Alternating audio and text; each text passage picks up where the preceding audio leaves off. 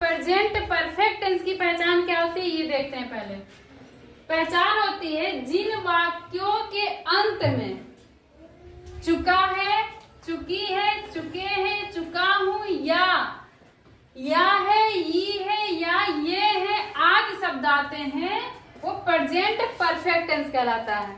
यानी जब हम कोई वाक्य बोलते हैं तो उसके लास्ट में चुका है, चुकी है या है, ये है, जैसे आया है, नहीं, गया है, चुका है, तो ऐसे शब्द आते हैं तो ये वाले पहचान होती है किसकी? प्रेजेंट परफेक्ट टेंस की। अब इसके हम निगेटिव सेंटेंस को देखते हैं कि निगेटिव सेंटेंस कैसे बनाते, इसका नियम और इसका फार्मूला क्या होता है। तो ये हो गई प्रेजेंट परफेक्ट टेंस की पहचान। तीनों की यही पहचान होगी, या एफर्मेटिव, निगेटिव या इंट्रोगेटिव। अब हम पढ़ेंगे निगेटिव सेंटेंस। इसका नियम क्या कहता है?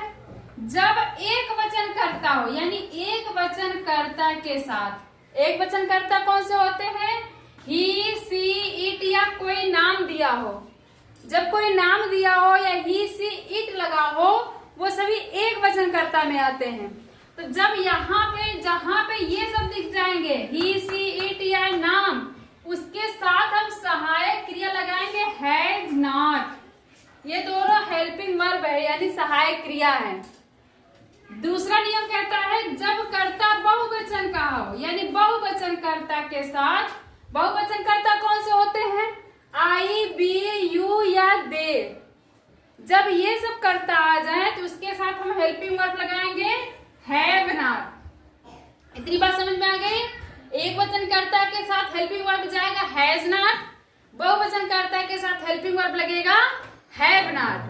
तीसरा नियम क्या कहता है? मुख्य क्रिया यानी वर्ब का हम थर्ड फॉर्म लिखते हैं। फर्स्ट, सेकेंड, थर्ड फॉर्म होता है किसी भी क्रिया का, मुख्य क्रिया का, तो उसका हम थर्ड फॉर्म लिखते हैं। जैसे कि जाना का स्पेलिंग क्या होता है? गो। तो इसका फर्स्ट, सेकेंड, थर्ड फॉर्म क्या होगा? गो फर्स्ट हो गया, वेंट सेकेंड हो गया, गान थर्ड हो गया। तो गो, वेंट, गान। तो जो गॉन है वही थर्ड फॉर्म है, तो वो हम लगाते हैं। अब देखते हैं इसका फार्मूला क्या है। फार्मूला कहता है सबसे पहले हम जो वाक्य दिया है उसमें हम सबसे पहले सब्जेक्ट लिखेंगे, फिर उसके बाद से हैज या हैव लगाएंगे। किसके अनुसार? कर्ता के अनुसार। कर्ता के अनुसार हम हैज और हैव लगाएंगे। उसके बाद से नॉट का प्रयोग करेंगे।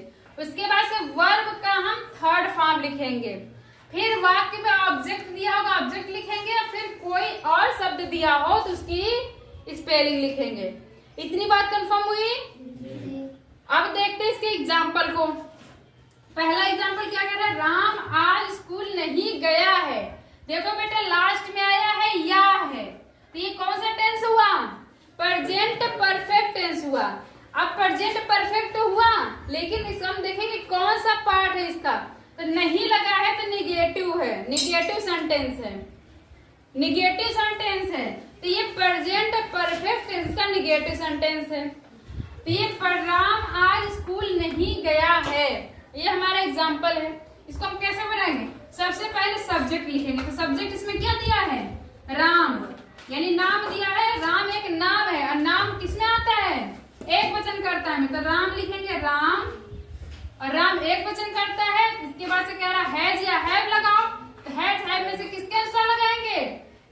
नाम में दिया है एक वचन, इसके साथ हम किसका प्रयोग करेंगे? Has not. तो राम हैज नॉट।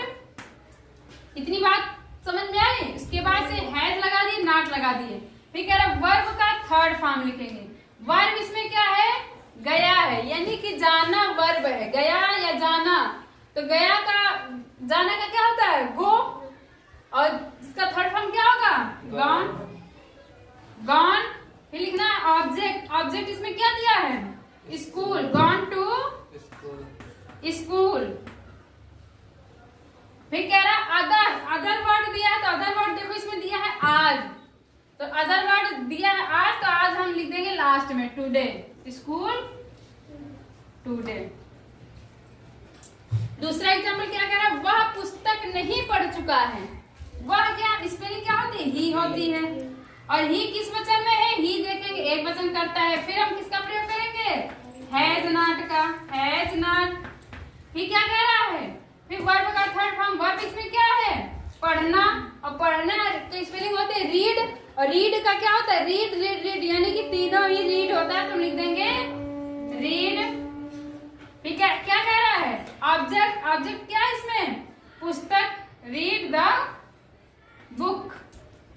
अब कह रहा है कि अदर वर्ड, तो अदर वर्ड इसमें देखो लो दिया है कि नहीं दिया, नहीं दिया तो इसको छोड़ देंगे, इतना बना लेंगे। इतनी बात समझ में आई। अब देखेंगे तीसरा एग्जाम्पल क्या कह रहा है।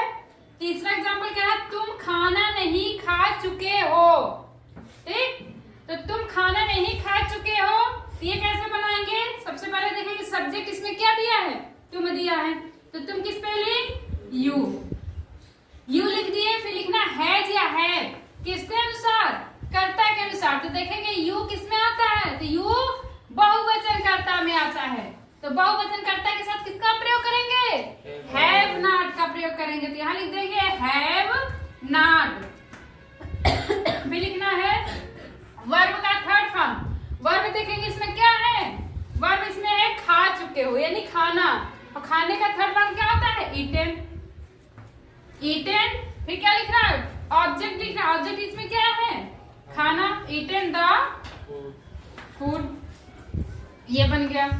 चौथा एग्जाम्पल क्या कह रहा है, मैं मैच नहीं खेल चुका हूं, तो मैं इसमें सब्जेक्ट क्या दिया है, मैं दिया है, मैं की स्पेलिंग आई, और आई किसके करता है, कौन सा करता है, आई बहुवचन करता है, आई के साथ भी हम क्या लगाएंगे, हैव नॉट, हैव नॉट। फिर खेल चुका हूं, इसमें क्या दिया है, वर्ब, वर्ब का थर्ड फॉर्म क्या लिखना है, खेलने की स्पेलिंग होती है प्ले, थर्ड फॉर्म हो जाएगा प्लेड। फिर क्या, खेल नहीं चुका हूं, मैच, प्लेड द क्रिकेट लिख दो या मैच लिख दो, मैच, ये बन गया। तो इतनी बात समझ में आ गई, कोई दिक्कत परेशानी नहीं होनी चाहिए, और उम्मीद है कि जो भी वीडियो देख रहे हैं उन्हें भी बहुत अच्छे से समझ में आ गया होगा। तो वीडियो अच्छी लगी है तो वीडियो को लाइक एवं कमेंट कर दे, चैनल को सब्सक्राइब कर ले। Thank you.